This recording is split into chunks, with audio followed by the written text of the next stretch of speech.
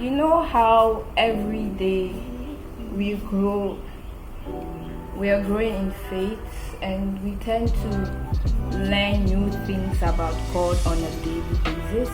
Okay, so lately I've been learning some few things about God. Yeah, I don't know if I should call them a revelation. So I'm currently, or I just finished my Bible study plan.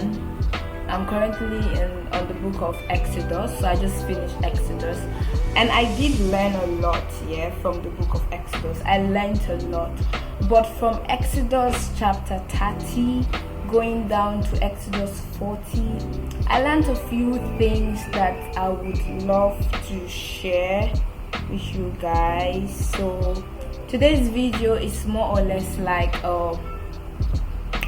should I call it a devotional, where I'm sharing something that I've learned. Okay, so stay tuned.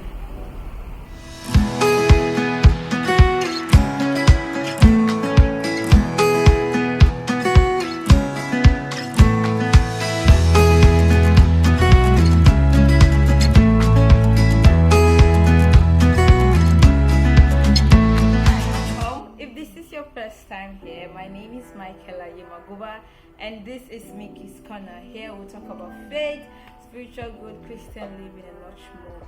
Like I mentioned earlier, today's video I'm going to share with you a few lessons that I learned from the book of Exodus, especially from Exodus chapter 30 going down to the end. So I was saying somewhere around Exodus 28-29, God gave Moses an instruction.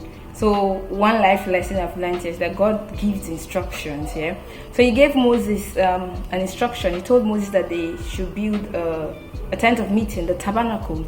But the beautiful thing about it is that God gave him direction. I mean, when I say direction, I mean detailed direction, the type of wood they should use, the centimeters and everything. And this is not the first time God is doing this. If you remember the story of Noah, when God instructed Noah to build the ark, God literally gave him the blueprint. So God is like an architect. When he gives you an instruction, you just have to wait for the direction, because he's going to give you a direction. So what I've learned is that God gives instruction, but he also gives direction. But that's not all. Yes, that's not all. The next thing is that he gives you the ability. How? In Exodus, I think 32, he said he has put his spirit on some certain men. But I'll insert the text there. He said he has put his spirit on these men. These men are craftsmen, and they will have the ability to do all kind of craft. So that means the skills that they will need to carry out the task that has been given, God is going to give them the ability. Lesson number 3, God gives instruction, he gives direction, and then he gives the ability to carry out that direction. So bringing this down to our setting, we as believers, we now have the Holy Spirit living inside us. And God says that it is he that works in us both to will and to do according to his good pleasure. So what I've learned here is that since I have the Holy Spirit in me, it means that I already have the capacity to do anything that God is going to instruct me to do. The only thing that is required of me to do is to take a step of faith and trust him. Okay, but that's not all. We go down all the way to Exodus 35. I have my note here. I don't know if you can see. You can't see it. Yes, Exodus 35. We see something there. Okay, I saw something very interesting.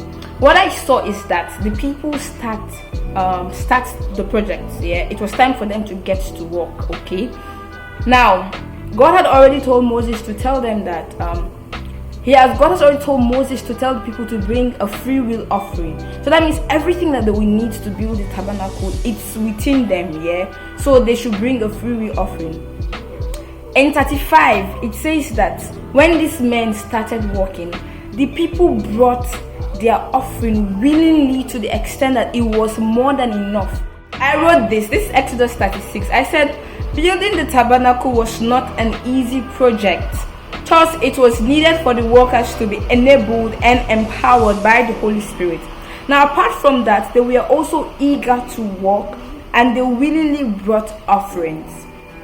This is a lesson, a big lesson that I've learned here, that God gave them an instruction, and then they carried out, they obeyed God's command. They started building, and they brought all the offering that was needed. They willingly gave, to the extent that it was enough that these craftsmen had to come to Moses and tell him, they say, Moses, please tell the people to stop.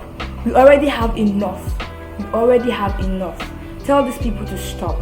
Yeah, so they had to stop. So what I've learned here is that we should use our skills and our natural abilities to serve.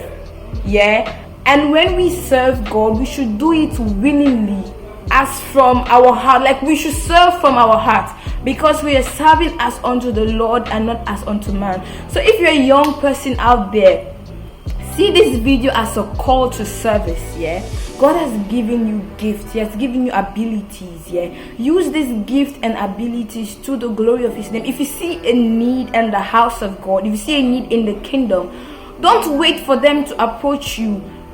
Offer your services to the Lord, and when God gives you an instruction, yeah, He will give you direction on how to do it. God will never ask you to do something and leave you in a state of confusion.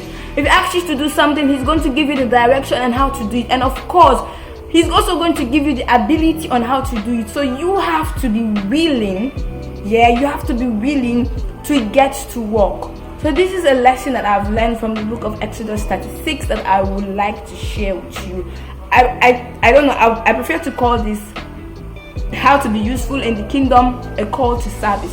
So know that God gives instruction, He gives direction, He gives the ability. Now your response is to obey, and the attitude with which you perform this, your obedience, it should be one that is eagerness and willingness to serve. Okay, so this is my own little life lessons I've learned from the book of Exodus 36. Thank you so much for watching. This particular video is so all over the place, because right now we have some men that are walking and trying to fix our door, and then I have my cousins around and they're very noisy. But thank you so much for watching. Until I come your way next time, it is love from me, Michael Ayemaguba. God bless you. Do not forget to subscribe, please. We are aiming to reach 300 subscribers, so please tell a friend, tell a friend, tell a friend. God bless you.